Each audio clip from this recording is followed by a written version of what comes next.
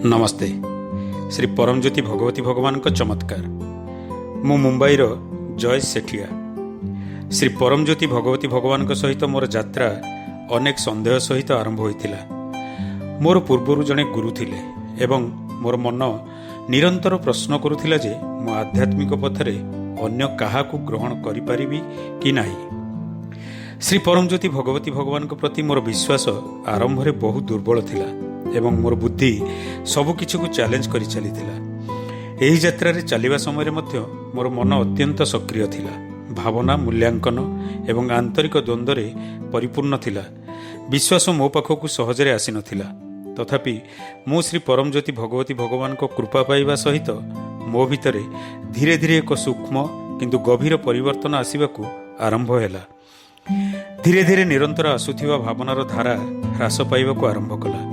अस्थिर मन अनायासरे निशब्दतार स्थिर होगाकू लगिला। श्री भगवान को मुक्तिमुख्य क्लास मोर यात्रा को अनेक गुण त्वरान्वित कला। शिक्षा गुड़िक मते मोर आंतरिक ढांचा, प्रतिक्रिया एवं मूल्यांकन विषय गभीर भाव में सचेतन होबारे साहाय्य कला।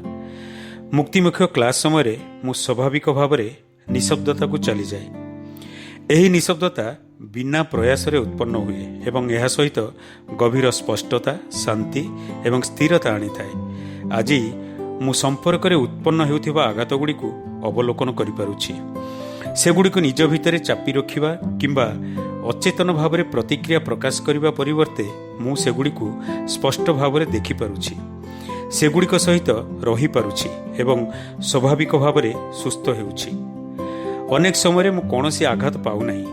परिस्थिति मो भितरे आउ आवेगात्मक बोझ छाड़ी पारु नहीं। आघातर तीव्रता एवं अवधि बहु परिमाण रे ह्रास पाइछि।